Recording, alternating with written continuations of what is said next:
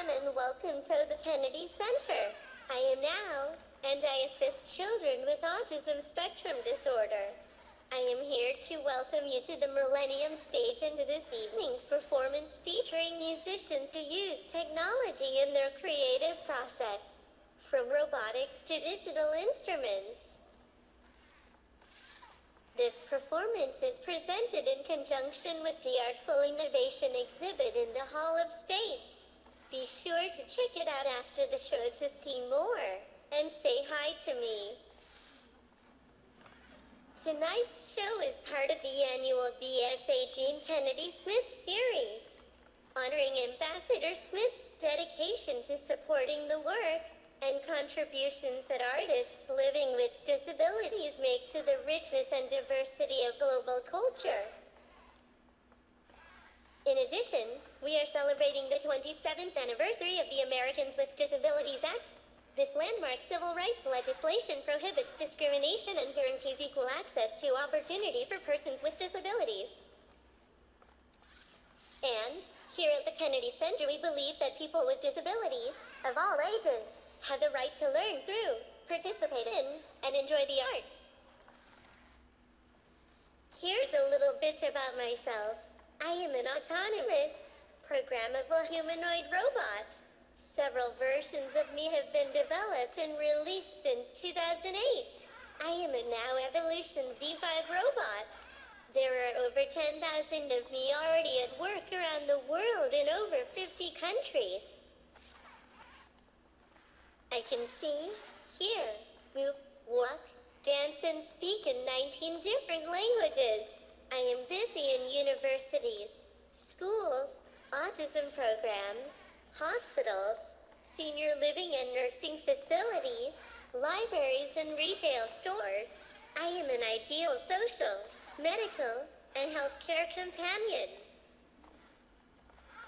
So, without further ado, please join me in welcoming our first performer, Jason Barnes, to the stage.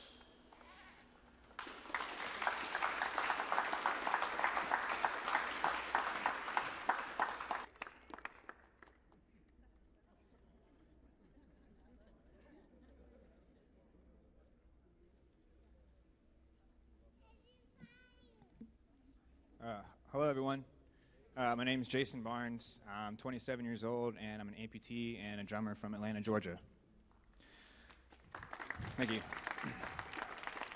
I started getting into music at a very young age. I picked up guitar, bass, and eventually moved on to my final passion, which was drums.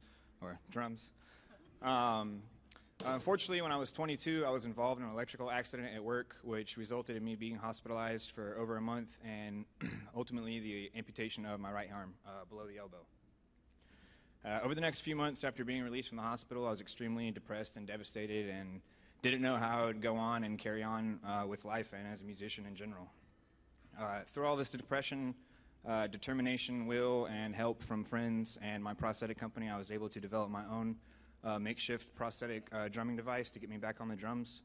And eventually after that, I applied to Atlanta Institute of Music and Media. During my time there, I had a teacher by the name of Eric Sanders who I explained, he wanted to know my capabilities and limitations. I showed him what I had and explained to him my idea of developing a robotic myoelectric version of my drum arm. At the time, I thought it was a completely far-fetched idea. I didn't have any knowledge on robotics or the money to fund something like that, so I just kind of thought it was a dream, you know. I came across some videos of Gil Weinberg, who's a professor at Georgia Tech Music Technology, who developed another robot named Mi.Mu that actually improvises and uses artificial intelligence to play the marimba. Being extremely intrigued, I knew Gil Weinberg was the person I needed to reach out to, and I did, and again, didn't think anything would come of it, but about a week later, he sent me an email saying that he got a grant from the National Science Foundation, and he was interested in helping me develop this arm that we're going to demonstrate here for a second. Thanks.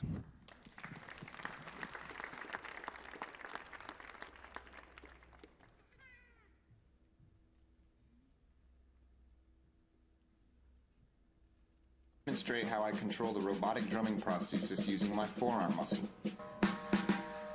The EMG electrodes attached to my arm send very low latency signals to trigger the robotic stick when I contract my muscle.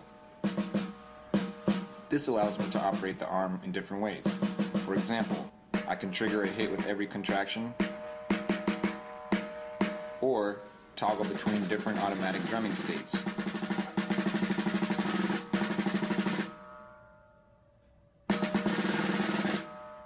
This allows me to create cool interactions between my biological arm and my robotic one.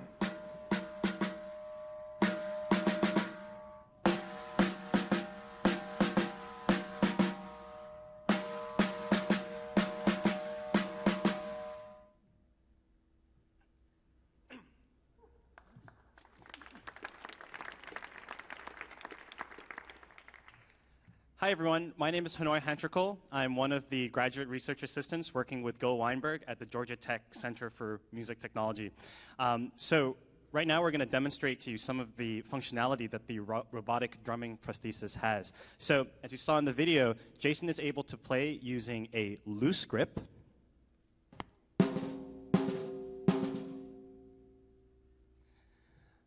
Jason is also able to play using a tighter grip. The stick is also able to play rhythms continuously once activated.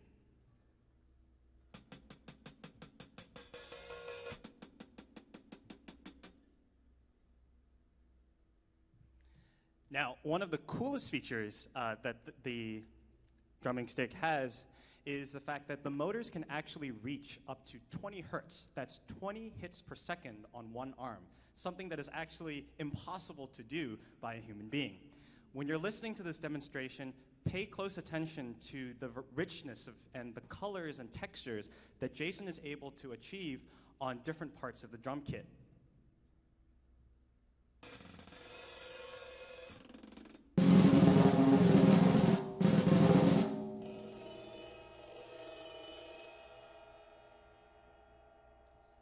Now, we could have stopped there, but we asked Jason if he was willing to experiment. So what we decided to do was to actually add a second stick to the prosthetic arm.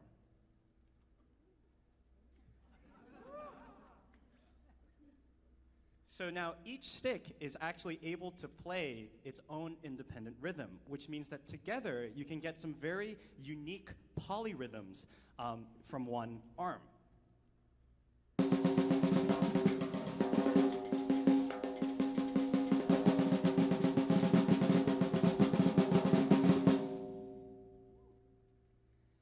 Not only that, but now that we have two sticks engaged, each one can play at 20 hertz, which means that we can hit a total of 40 hits per second just on one arm.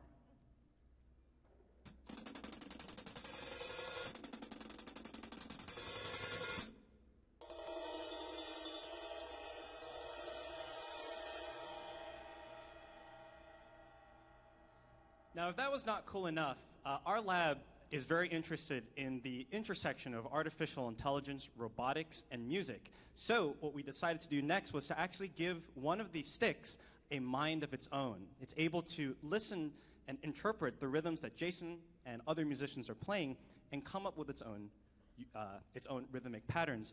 What's interesting is that when Jason is improvising with the drumming prosthesis, it's a very, very fascinating interaction because the drumming prosthesis is part of Jason's body, and he has to find creative ways and sometimes surprising ways to play with the robotic drumming prosthesis.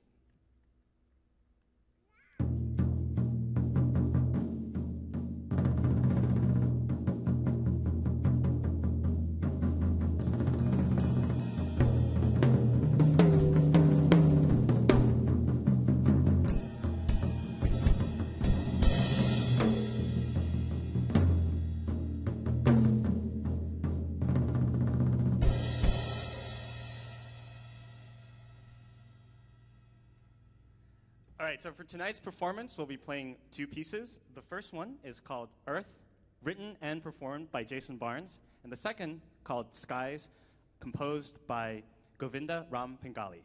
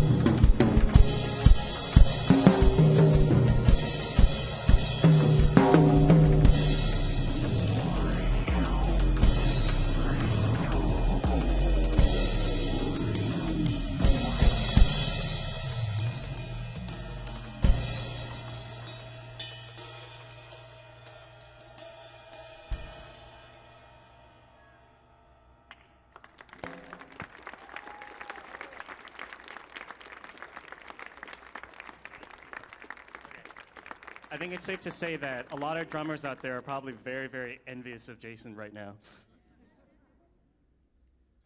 Skies by Govinda Pangali.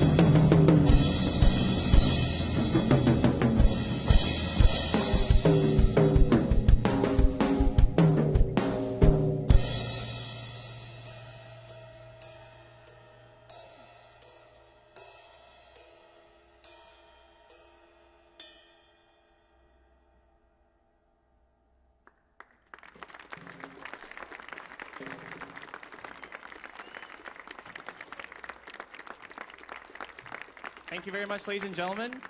You can come see the arm on exhibition right after the concert.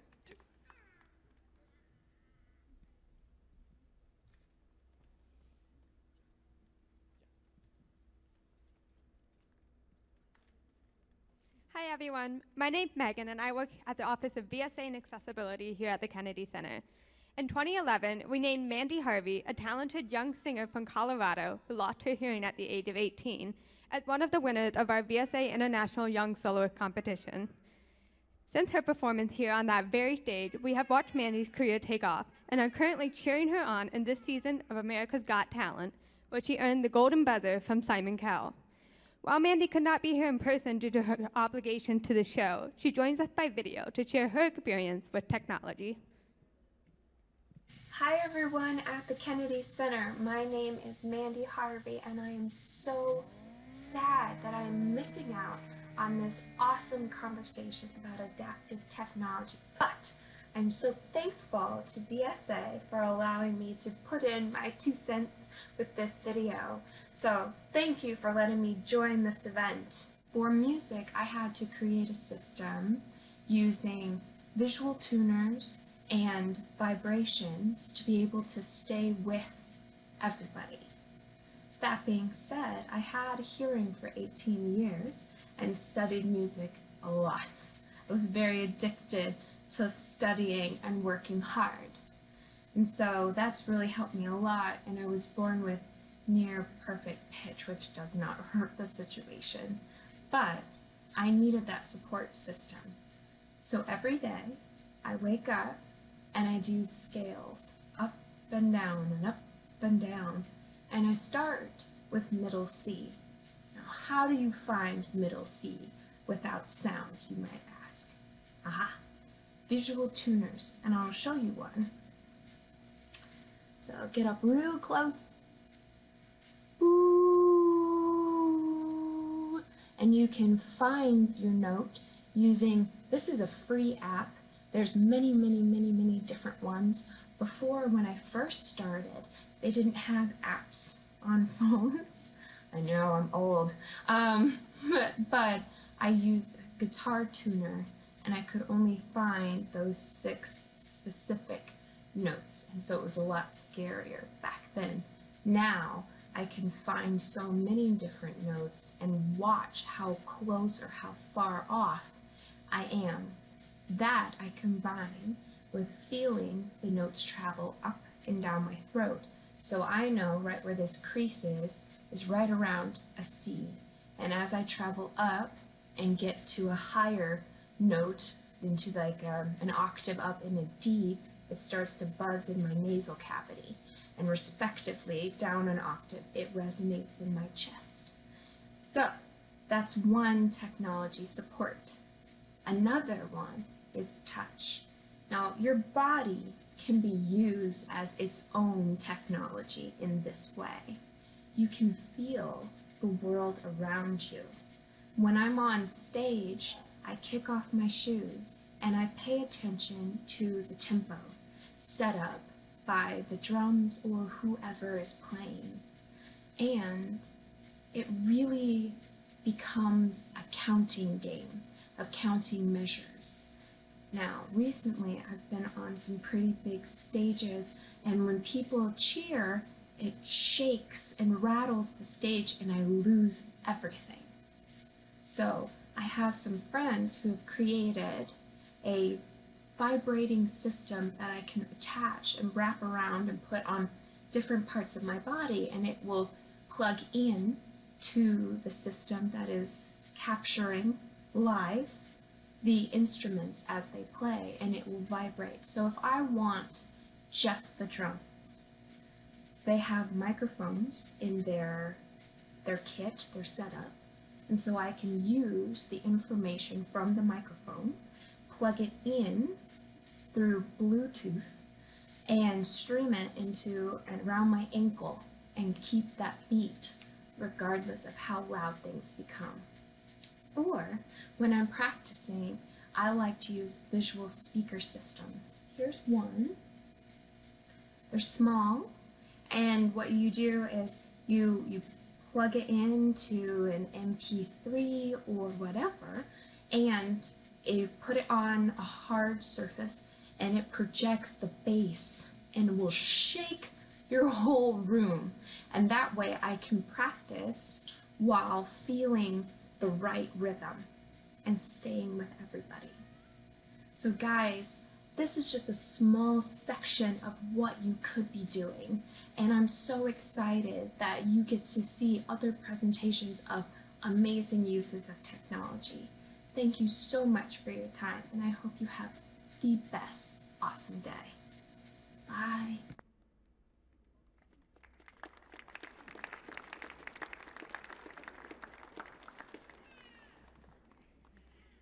Hello, everyone.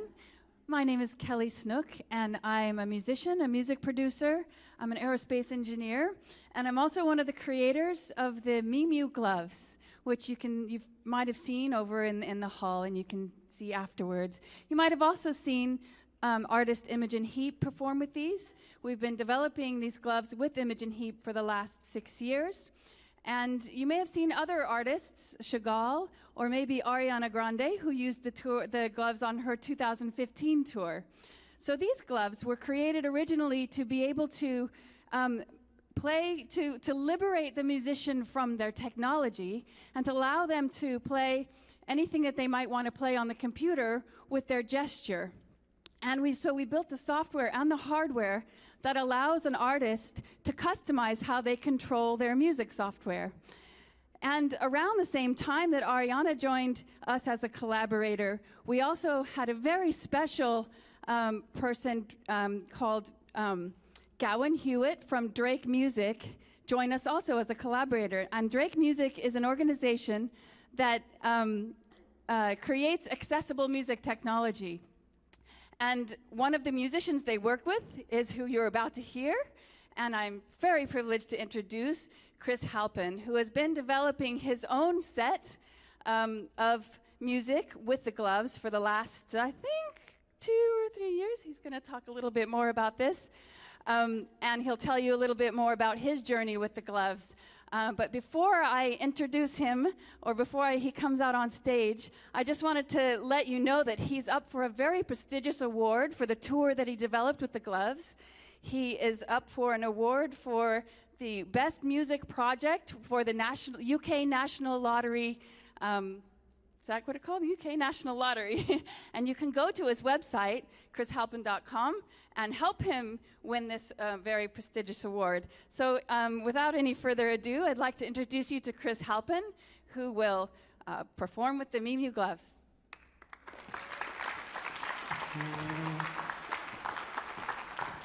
Hello. As you can probably tell by my accent, I've come kind of a long way. Yeah. So I'm based in the UK, and I'm doing this glove thing. They're pretty, huh? Ooh, that's a good start. Trip over that. So I'm going to talk a lot about the gloves and what they do. But I'm going to show you what they can do first.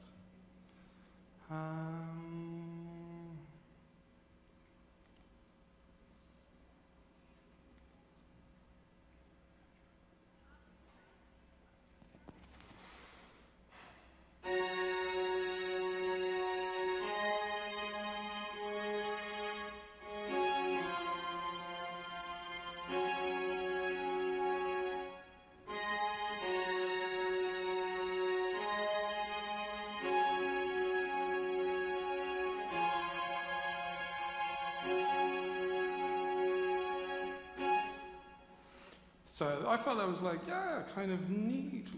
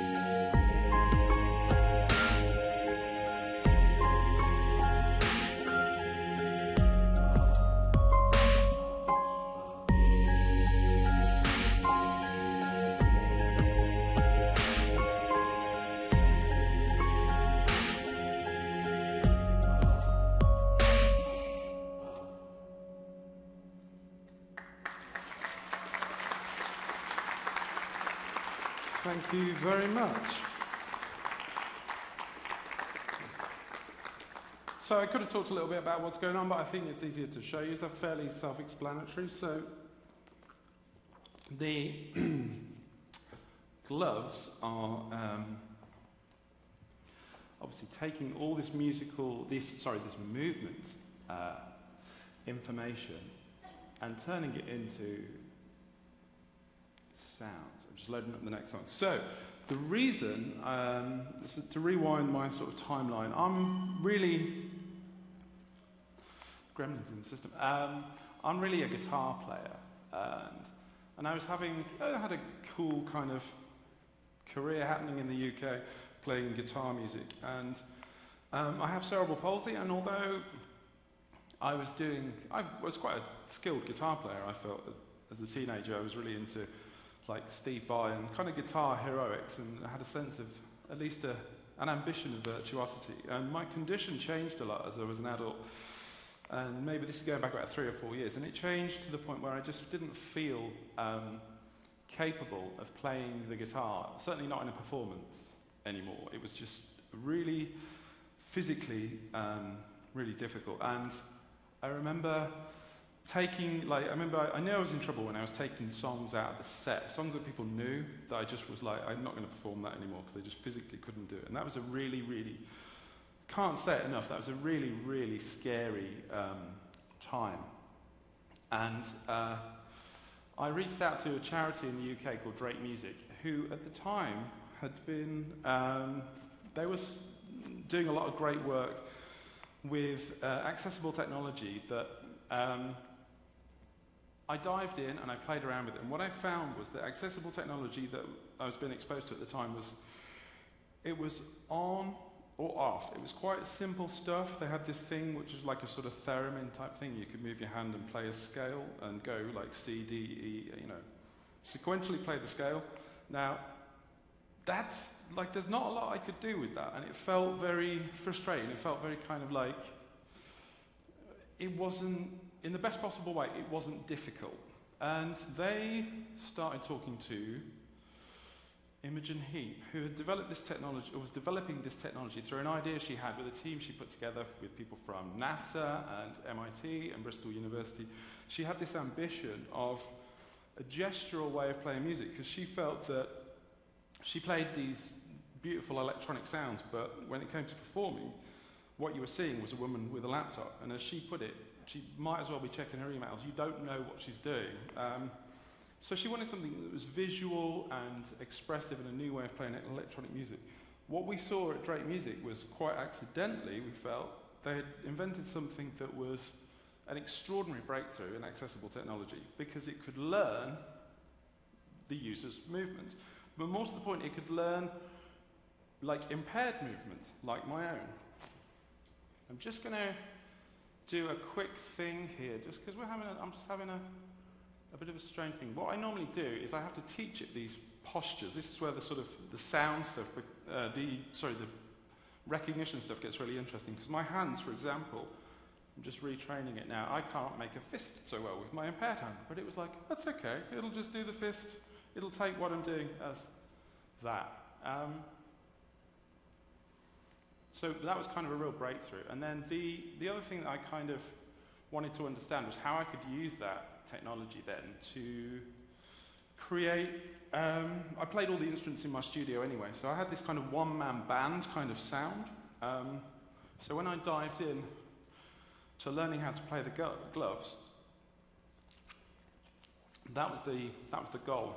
And it took me a long time to get to this point, what I'm about to show you now. But this is a song which demonstrates that quite well, I hope. So this has kind of got all the one-man band sounds and things in it. So I will stop talking for a moment and use the music.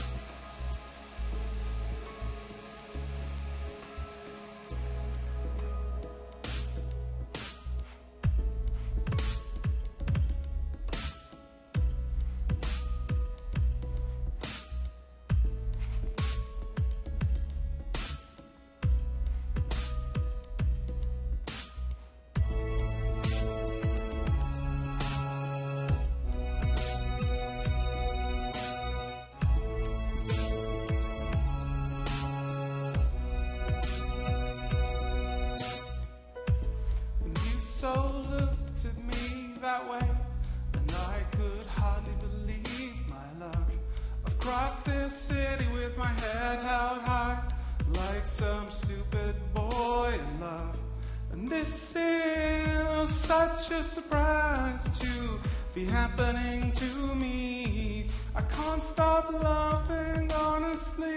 I could die now, I'd be smiling. 'Cause I know what I want. I want something without you. And I know what I want. I couldn't stand you when we met, and now you break my heart apart. The skin beneath your eyes, it gives me away every time. The radio gets me again. These songs, they are all about you. So push me and hold me and tell me, baby, are my legs still shaking? 'Cause I know what I want. I want something without you. And I know what I want. And I know what I want. I want something without you. And I know what I want. Now I've tried to get you off my skin, and I've lied not to let you in, and I've tried not to be near you, and it's a lie, but it's a promise that you'll never.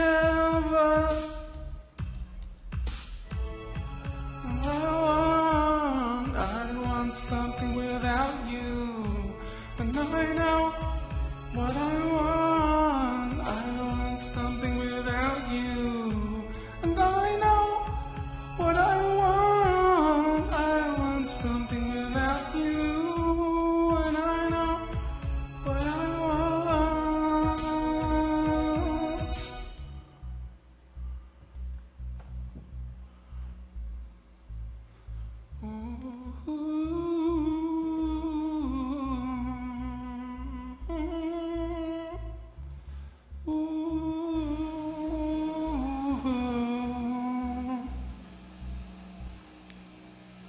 And all of my dreams, they came true when you held me. And all of my dreams, they came true when you held me. And all of my dreams, they came true when you held me. And all of my dreams, they came true when you held me.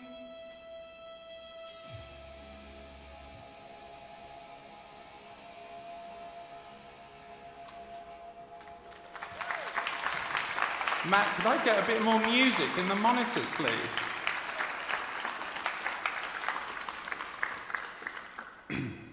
Could I get some more music in the monitors, guys? Sorry. I'm not hearing it terribly well. Okay, cool. So I'm going to play you another song for a few moments. So when I got this, I think it's worth sort of saying that as a guitar player, I'm not massively. There was electronic instruments and there was electronic things augmenting my music, but it was very new to me, this idea of playing an electronic instrument. And so I agreed to the project with Drake Music, and I figured that I would grab the gloves for a couple of weeks. I mean, mainly I just signed up to it because it was like I got to meet Imogen Heap, I was a huge fan of, and I just thought, well, I'll get 2 weeks of playing with the gloves and I'll get a cool blog post out of it. And that was about the extent of my ambition for this project. And that was 2 years ago, coming up to 2 years ago, and I literally haven't done anything else. It's quite exciting. It's turned into a whole life for me of touring this stuff. As Kelly mentioned, I've got this tour that I put together with funding through the National Lottery, which is a big thing in the UK. So that was like, oh, I'll do a week of that, and then before I knew it, I look back and I go, I've played some amazing places, like here. So I'm going to play you a new song now.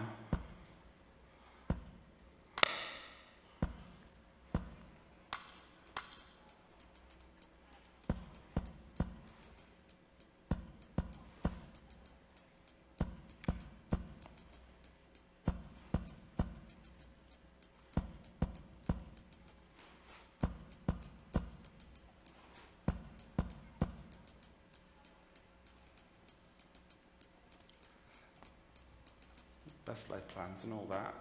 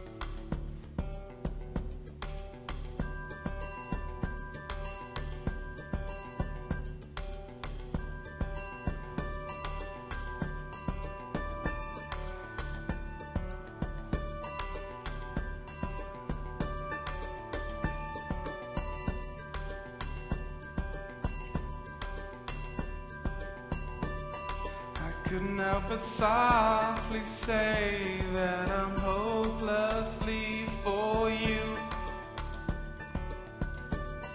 I couldn't make the words come out without making them ring true. I'll never stop your make-believe, all your ifs, buts, maybes, whens. So maybe you could softly say what I need to hear again. I've never heard your soul relay something I could not compute.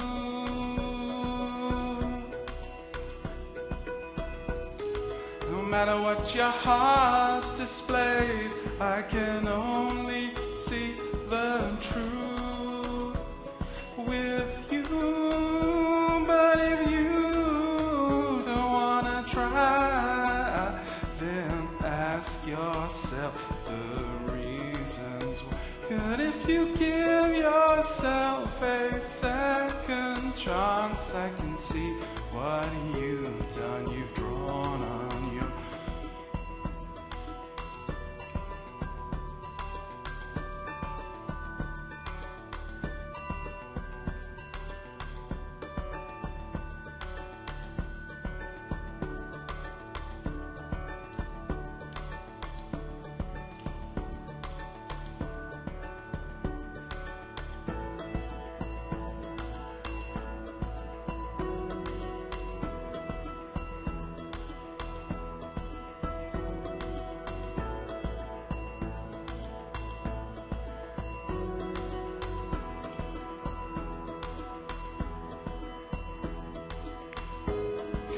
couldn't hug your soul, relay something I could not compute. No matter what your heart displays, I can only see the truth with you.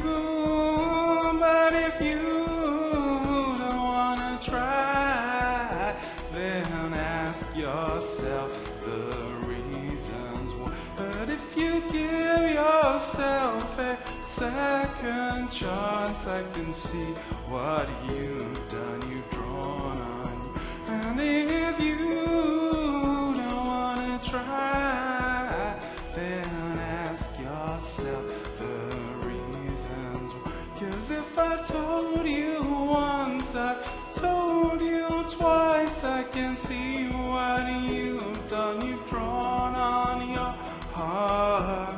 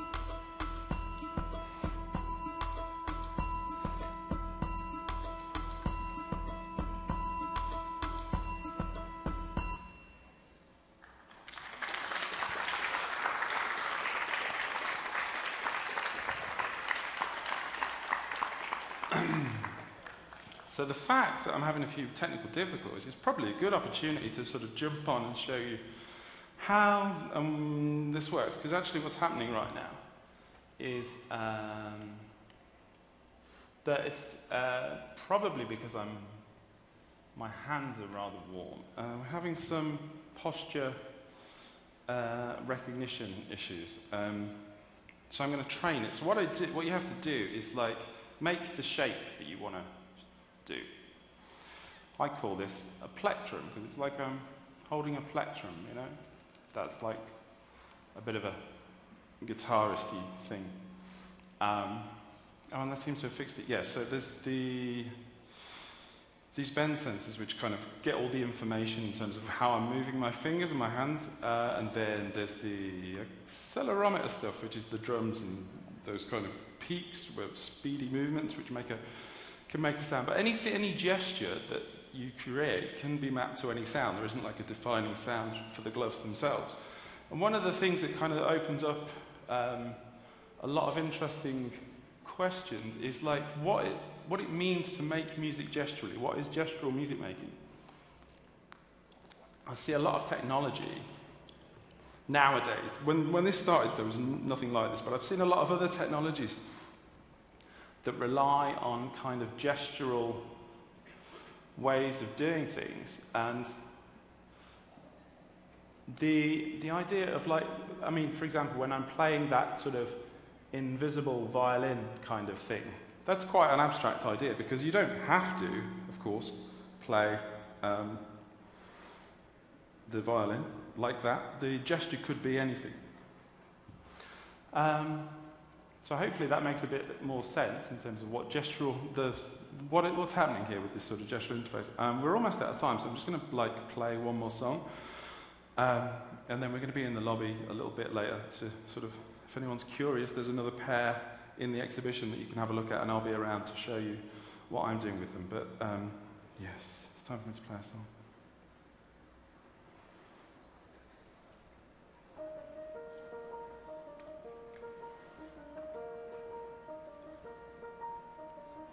Could I have the monitors up a little bit, guys?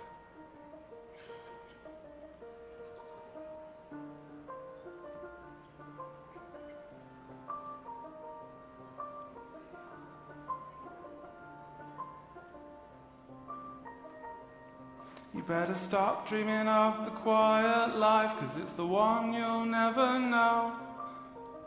Stop running for that runaway bus, 'cause these lonely days are here.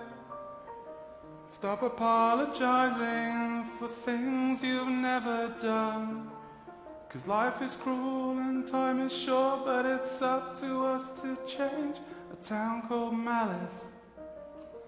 Ooh, yeah.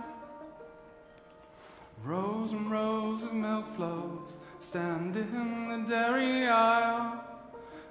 100 lonely housewives clutch milk bottles to their hearts, hanging out their old love letters in a line to dry. It's enough to make you stop believing when the tears confessed in fury. The town called Malice. Ooh, yeah. Ba ba ba ba ba da ba ba ba ba da ba ba ba ba ba ba da ba ba ba ba da ba ba ba ba ba da ba ba ba ba da ba ba ba ba ba ba da ba ba ba ba da ba. I could go on for hours, and I probably will, but I'd sooner put some joy back in a town called Malice. Ooh, yeah. I'd sooner put some joy back in a town called Malice.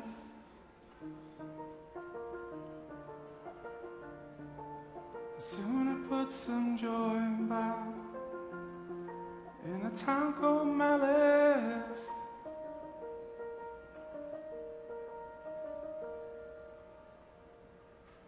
Thank you very much. So I want to say a huge, huge thank you to everyone who's come to the exhibition today on behalf of everyone performing today and on behalf of the Kennedy Center. I'm really, really excited to see so many of you. It's my first time in the US, so it's really quite an honour, frankly, to have performed for you today. So do please check out some of the amazing things on display here today. And yes, thank you again for being so kind and patient with me.